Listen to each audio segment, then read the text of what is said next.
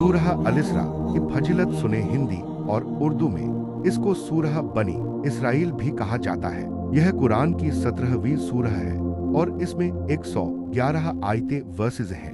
यह सूरह मक्की सूरह है, यानी यह मक्का में नाजिल हुई थी। नाम का मतलब अल-इसरा का मतलब है ये रात का सफर। यह नाम इसलिए दिया गया क्योंकि इस सूरह की शुरुआत में नबी मोहम्मद सल्लल्लाहु अलैहि वसल्लम के मस्जिद हराम मक्का से मस्जिद अक्सा यरूशलेम तक के रात के सफर यानी इसरा का जिक्र किया गया है। वह अल्लाह जो अपने बंदे को रातों मस्जिद एहराम से मस्जिद अक्सा तक ले गया। कुरान 17 मुख्य विषय 1 इसरा और मिराज का जिक्र। इस सूरह की शुरुआत में नबी सल्लल्लाहु अलैहि वसल्लम की रात की यात्रा का बयान है, यानी मक्का से यरूशलेम और फिर आसमानों की सैर मेराज। 2 तौहीद, एक अल्लाह पर ईमान। यह सूरह लोगों को बताती है कि सिर्फ अल्लाह ही इबादत के लायक है। 3 माँ बाप का हक। इस सूरह में अल्लाह ने हुक्म दिया है कि माँ बाप के साथ अच्छा बर्ताव करो और उन्हें उफ तक न कहो और अपने माँ बाप के साथ अच्छा व्यवहार करो। अगर वे दोनों या उनमें से कोई बूढ़े हो जाए तो उन्हें उफ तक न कहो। कुरान 17:23। 4 अच्छे आचरण की शिक्षा। घमंड न करो, दूसरों का हक न मारो, सच्चे रहो, जरूरतमंदों की मदद करो। 5 हयामत और हिसाब का जिक्र। इसमें बताया गया है कि हर इंसान का अमल नामा उसके गले में लटका दिया जाएगा और कयामत के दिन सबका हिसाब होगा। 6 कुरान की महानता। अल्लाह ने बताया कि कुरान इंसान के लिए हिदायत राह दिखाने वाली किताब है। सूरह की फजीलत महानता। नबी सल्लल्लाहु अलैहि वसल्लम ने कहा कि जो शख्स सूरह बनी इसराइल और सूरह कहफ की तिलावत करता है, अल्लाह उसे परेशानियों से हिफाजत में रखता है। यह सूरह अखलाक चरित्र को सुधारने की ताकत रखती है। रात को पढ़ने से बहुत सवाब मिलता है। यह है सूरह अल-इसरा का तर्जुमा, आसान और समझने लायक भाषा में। सूरह अल-इसरा और सूरह बनी इसराइल। आयतों की संख्या 111। नाजिल का स्थान मक्का। आयत 1।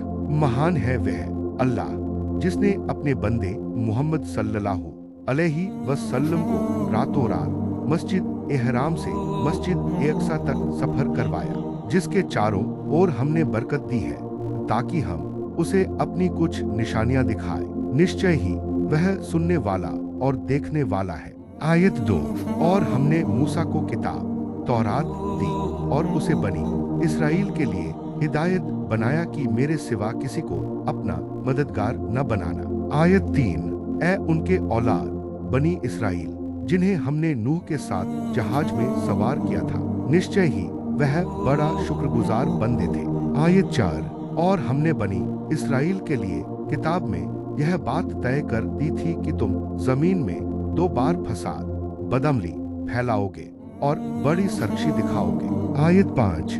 जब उनमें से पहला वादा आया तो हमने तुम पर अपने कुछ जालिम बंदों को भेजा जिन्होंने घरों के अंदर तक जाकर खोजबीन की और यह वादा पूरा होकर रहा। आयत 6-7। निश्चय ही यह कुरान वह रास्ता दिखाता है जो सबसे सीधा है और मोमिनों को खुशखबरी देता है कि जो नेक अमल करते हैं उनके लिए बड़ा सवाब है। आयत 23-24। और तेरे रब ने हुक्म दिया है कि उसके सिवा किसी की इबादत न करो और माँ बाप के साथ अच्छा व्यवहार करो। अगर उनमें से कोई या दोनों बुढ़ापे में तेरे पास पहुँच जाए तो उन्हें उफ तक न कहना और न उन्हें झिड़कना, बल्कि उनसे नरमी से बात करना और उनके लिए दुआ करो। ऐ मेरे रब, उन पर रहम कर जैसे उन्होंने बचपन में मुझ पर रहम किया।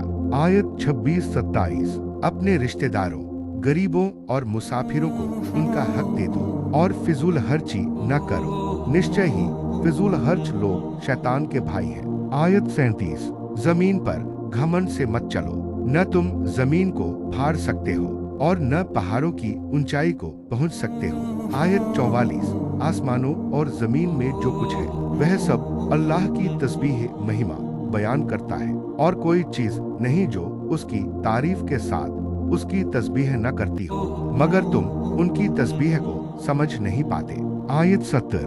हमने आदम की औलाद को सम्मान दिया, उन्हें जमीन और समंदर में सवारी दी और उन्हें बहुत सी चीजों से श्रेष्ठ बनाया। आयत 80। और कहो, ऐ मेरे रब, मुझे सही रास्ते से दाखिल कर और सही रास्ते से निकाल और अपनी तरफ से मुझे मददगार ताकत दे।